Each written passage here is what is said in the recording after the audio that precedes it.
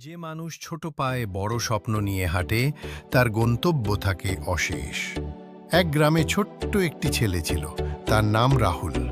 রাহুল ছিল গরিব পরিবারে জন্মগ্রহণকারী। পড়ালেখার জন্য তার কোনো উপকরণ ছিল না।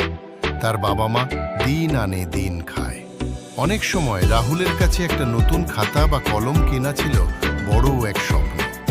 তবু রাহুলের মধ্যে ছিল অন্যরকম আশাবাদ এবং অদম্য ইচ্ছাশক্তি। সে প্রতিদিন সকালে উঠে গ্রামের পুকুরে গিয়ে পড়ালেখা করত। সূর্য ওঠার আগে পুকুরের পাশে বসে কাঠের টুকরো দিয়ে মাটিতে অক্ষর লেখে পড়ার চর্চা করত। অন্য ছেলেমেয়েরা যখন খেলাধুলায় মগ্ন, রাহুল পড়ালেখায় মনোযোগী থাকত। একদিন গ্রামে একজন বড় মানুষ এসেছিল।